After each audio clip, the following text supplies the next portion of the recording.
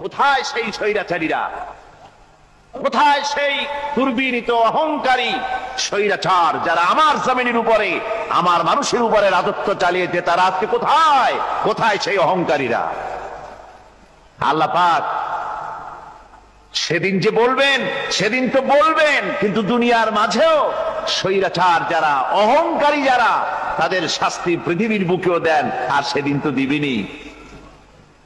কত স্বৈরাচার আমরা দেখলাম, কত অহংকারী দেখলাম, যাদের তর্জনী হেননে লক্ষ কোটি কোটি মানুষ উঠতো আর বসতো। তাদের জিল্লাতির সঙ্গে আল্লাহ রব্বুল আলামিন কতজনকে বিদায় করে দিলেন। ফুলের মালা নিয়ে কুলাতে পারে নাই, পা থেকে শুরু করে গলা পর্যন্ত ফুলের মালা দিয়া ডুবাই দিল ভক্তরা। আবার আল্লাহ রব্বুল আলামিন এমন শাস্তি দিলেন, ফুলের মালার পরিবর্তে জুতার মালা নিয়ে জেলের মধ্যে ঢুকাইয়া দিলেন। ঠিক কিনা গণ? অহংকারী আর স্বৈরাচার যারা হয়, আল্লাহ পাক এভাবে তাদের দৃষ্টান্ত দেখিয়ে দেন। আমরা কত দেখলাম, 9 বছরের রাজা, 10 বছরের সাজা। পৃথিবীর মুখে যারা অহংকার করে, যারা স্বৈরাচার হয়, আল্লাহর আইনকে যারা বৃদ্ধঙ্গুষ্টি প্রদর্শন করে, আল্লাহ পাক তাদের জমিনেও দেখান।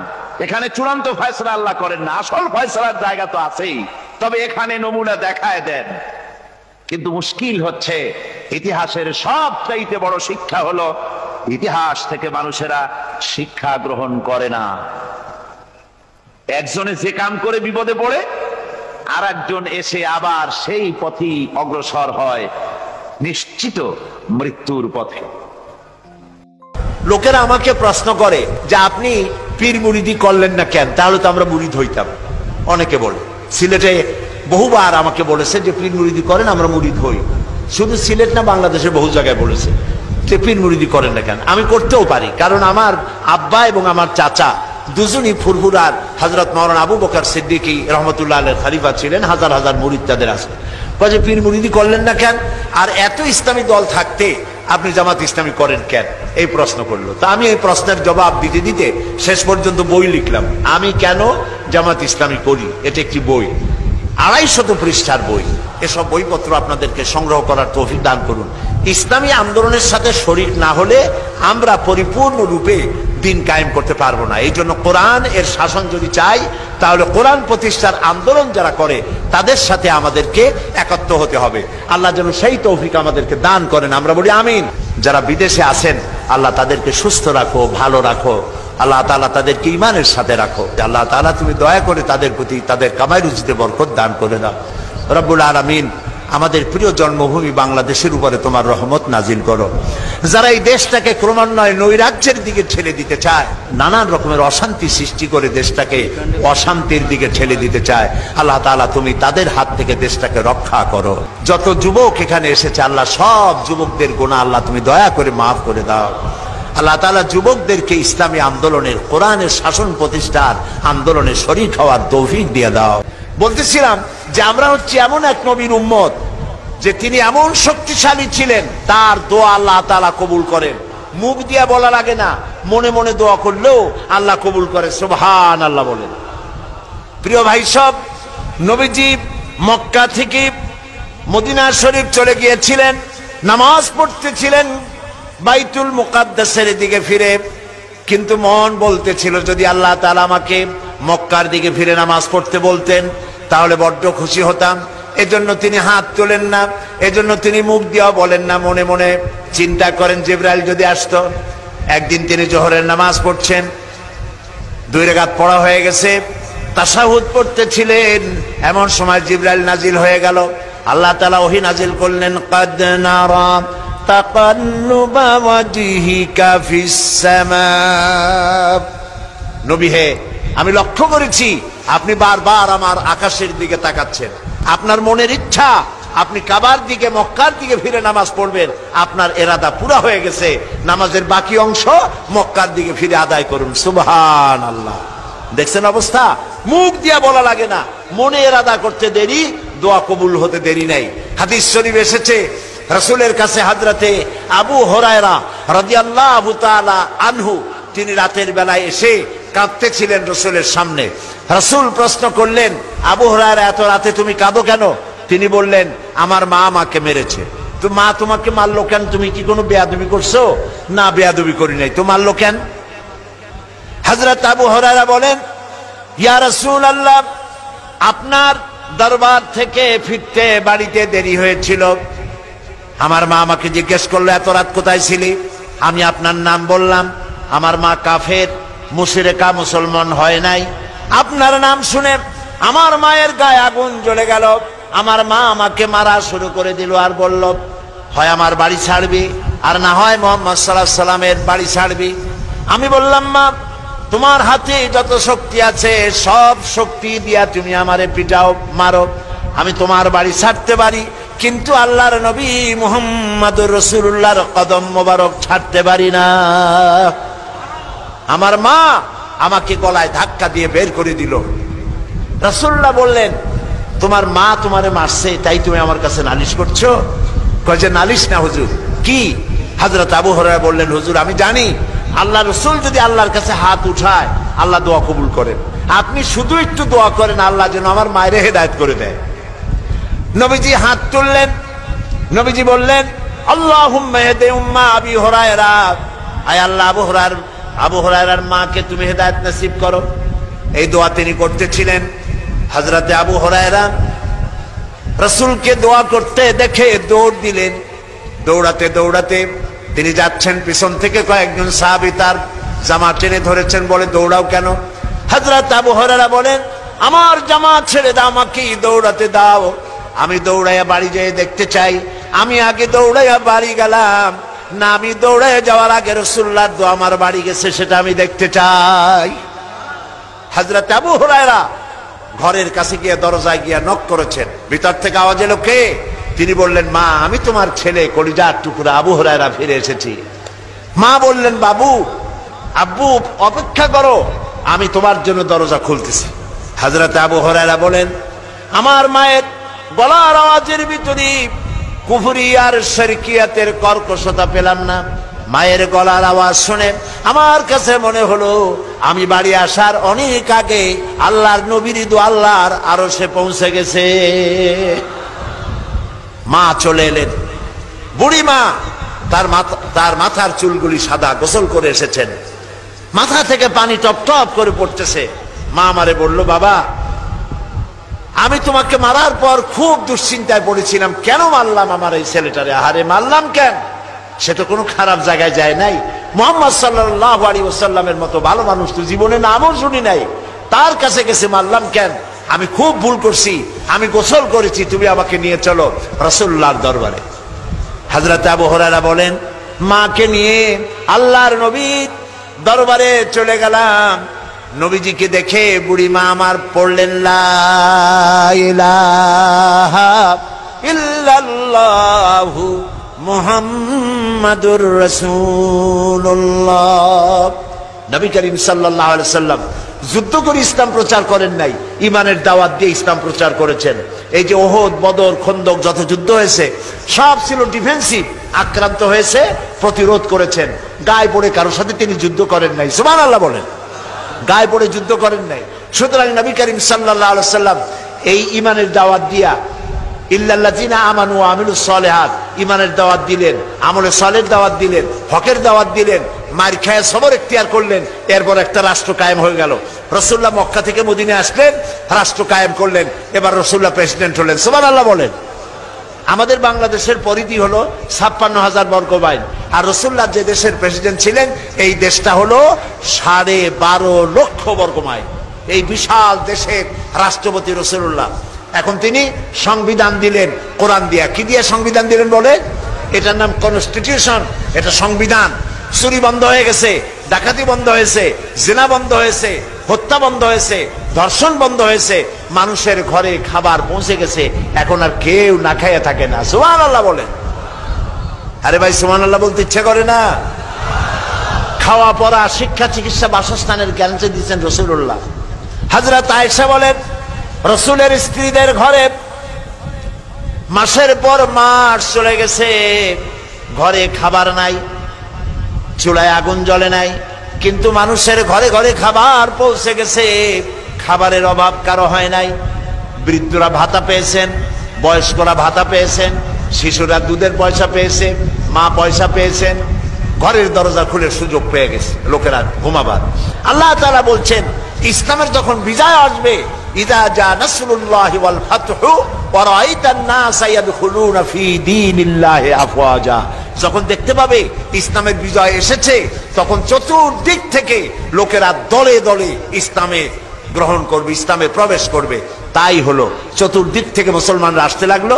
রাসূলুল্লাহর ইন্তেকালের আগ মুহূর্তে দেখা গেল পুরা জাজিরাতুল আরবের মধ্যে আর কাফের ছিল না, সব পড়েছে। পড়েন আমার সাথে, লা ইলাহা ইল্লাল্লাহু মুহাম্মাদুর রাসূলুল্লাহ। তখন যারা ক্ষমতায় ছিলেন, ক্ষমতায় থেকে রাষ্ট্রের মাল তারা পেট ভরতেন না। এখন তো দেখা যায় দেশে দেশে যারা ক্ষমতায় যায় আখের গুছায়। যেমন দেখেন, এই যে টিয়ারের গম আসে, কাবিখার গম আসে, অবকাঠামো নির্মাণের জন্য টাকা আসে, সবগুলি টাকা যদি রাস্তায় খরচ করা হইতো, বিল্ডিং এ খরচ করা হইতো, পুল কালভার্টে খরচ করা হইতো, তাহলে স্বাধীনতার পর এই 32 বছরে বাংলাদেশে এমন কোন একটা রাস্তা থাকতো না যে রাস্তায় নতুন করে একটা ইট দেওয়া লাগে। এই কথা সত্য না মিথ্যা বলেন? এটা মিথ্যা না সত্য বলেন? তাহলে আজ দেখা যাচ্ছে মানুষের চরিত্র নাই, ওই ইমানের অভাব ঘটেছে। হযরত ওমর রাদিয়াল্লাহু তাআলা আনহু, মুসলিম জাহানের খলিফা, রাষ্ট্রপ্রধান, প্রেসিডেন্ট, তিনি বলছেন যে আমার ক্ষমতার সময় যদি ফোরাতের কূলে একটি কুকুর ছানাও যদি না খেয়ে মারা যায়, আমি ওমরকে আল্লাহর দরবারে কিয়ামতে আসামি হতে হবে। সুবহানাল্লাহ বলেন। হযরত ওমর রাতের বেলায় সবাই ঘুমাচ্ছেন, হযরত ওমরের ঘুম নাই। তিনি ঘুম থেকে জেগে রাত্রির বেলায় ঘুরে ঘুরে বেড়াচ্ছেন কে কি অবস্থায় আছে।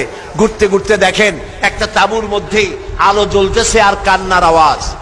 আস্তে করে কাছে গেছেন, যে দেখেন একটা মেয়ে লোক কি জন্য রান্না করতেছে আর বাচ্চাগুলি পাশে বসে কান্দে। তিনি ভিতরে ঢুকে বললেন, আচ্ছা মহিলা, তুমি এত রাত করে রান্না করতেছো কেন? এই বাচ্চাগুলি ক্ষুধায় কাঁদতেছে, যদি তুমি সন্ধ্যা রাত্রে রাঁধতে তাহলে তার অসুবিধা হতো না।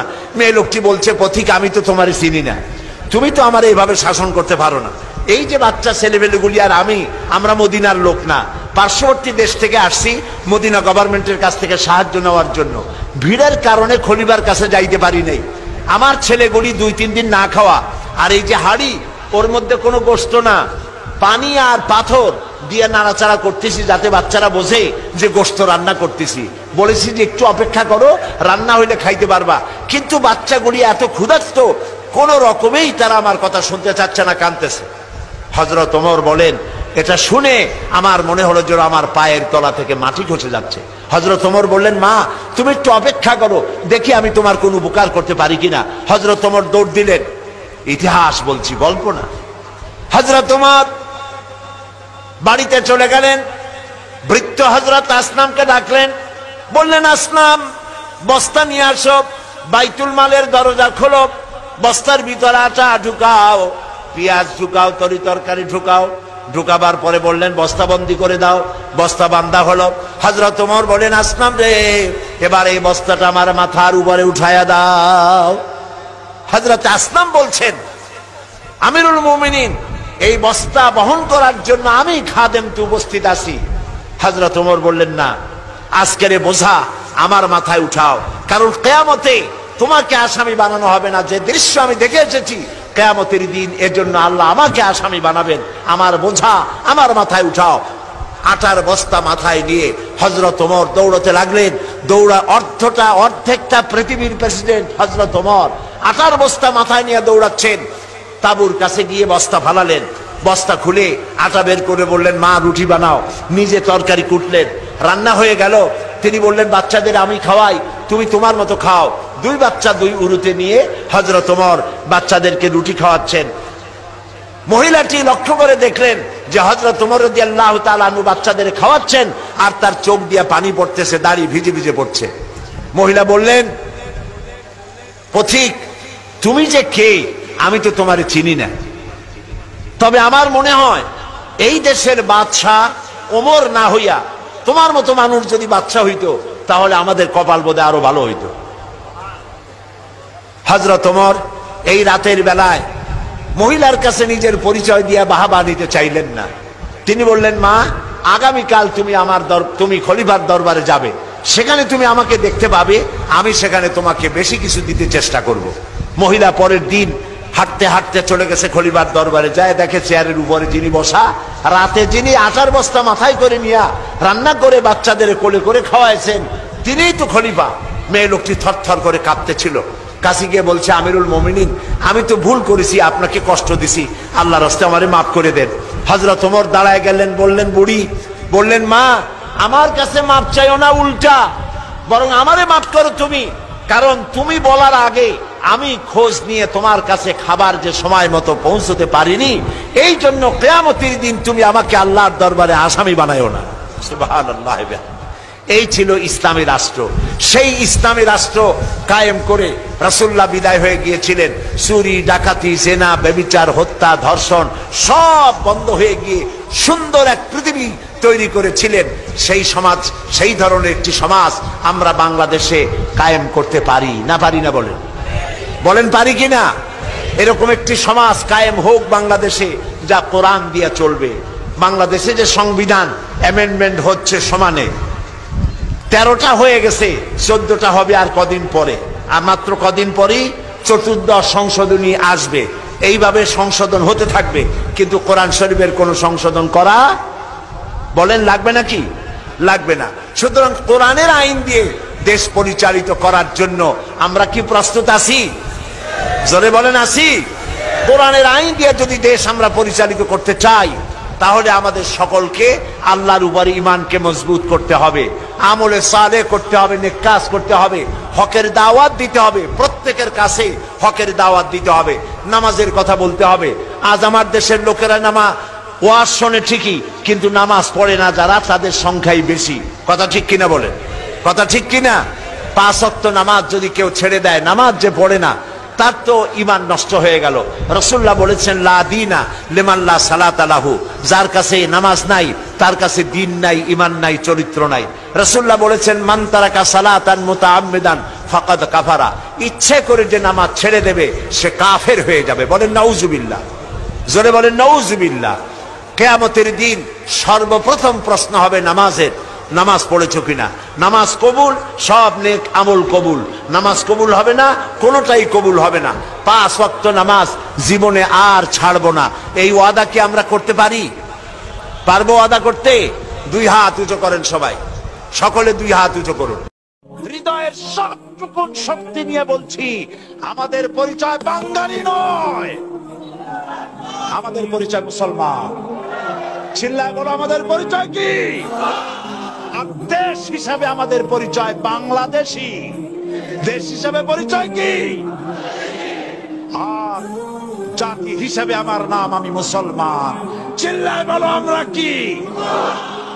31শে ডিসেম্বর রাত 12টা 1 মিনিটের সময় বাংলাদেশের শহর সমূহে বাজি পোড়ানো শুরু হয়। কথা ঠিক কিনা? আমি জিজ্ঞেস করতে চাই, এটা কি খ্রিস্টানের দেশ? জোরে বলেন, এটা কি খ্রিস্টানের দেশ? অবশ্য আমাদের দেশে খ্রিস্টান, হিন্দু, বৌদ্ধ যারা আছে তারাও আমাদের নাগরিক, সন্দেহ নাই। কিন্তু এই দেশ হচ্ছে পৃথিবীর 2য় বৃহত্তম মুসলিম দেশ।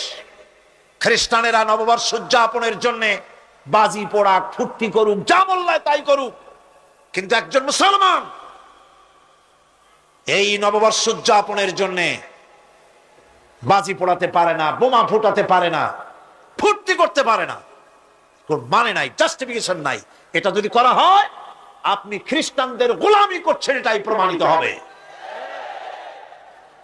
1 বৈশাখ নববর্ষ উদযাপন করা হয় আমাদের দেশে। আজ 2-4 বছর ধরে শুরু হয়েছে 1 বৈশাখ উদযাপন করা।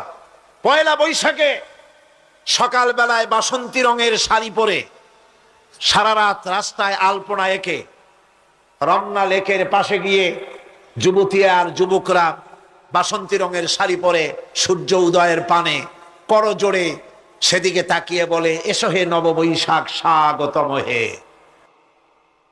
বৈশাখও বলে, বাবাজিরা আমারে ডাকতেছো? ওয়েট এন্ড সি, অপেক্ষা করো, আসতেছি।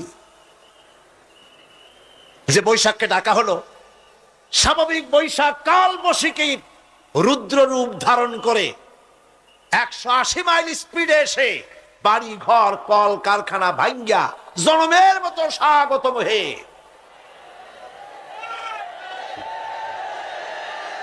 এরপর রাজনৈতিক নেতৃবৃন্দ এবং বুদ্ধিজীবী, ছাত্রছাত্রী, শিক্ষক, এক শ্রেণীর শিক্ষক বৃন্দ মঙ্গল প্রদীপ জ্বালিয়ে দিনের সূচনা করেন। কুকুরের মুখোশ, গাধার মুখোশ, কুমিরের মুখোশ পরে মিছিল করেন। ঢোল আরো কি হাবিজাবি বাজাইয়া ফুর্তির চোটে শীতই পড়বে না খারাপ হয়ে থাকবে দিশা করতে পারে না। ঠিক কিনা কন? আমি জিজ্ঞেস করি, পয়লা বৈশাখের সাথে উদযাপন, নববর্ষ উদযাপনের সাথে মুখোশ পরার সম্পর্ক কি? গরু আর গাধার শূকরের মুখোশ পরে আপনি কি বুঝাতে চান যে নতুন বছরটা জাতির সাথে গাধার মতো ব্যবহার করবেন অথবা কুকুরের মতো? নাউযুবিল্লাহি মিন যালিক। মুসলমানদের জন্য জায়েজ নাই, হারাম হারাম। বৈশাখের কোনো গুরুত্ব নাই। পয়লা বৈশাখ যদি কিছু করতেই হয়, ফজরের নামাজ পড়ে, দরুদ পড়ে, তেলাওয়াত করে আল্লাহর কাছে মুসলমানের দোয়া করা দরকার। আল্লাহ, বিগত বছরটা পার করেছি গুনাহ করে, নাফরমানি করে, আগামী বছর আমাদেরকে নেককার বানাও, নামাজি বানাও, চরিত্রবান বানাও, দিনদার বানাও, বছরটা দেশের জন্য, জাতির জন্য কল্যাণকর করে দাও। ভালো হইতো না? ভালো হইতো না? ভালো হতো। কিন্তু কপাল খারাপ, সংস্কৃতির নামে আসছে বেহায়াপনা।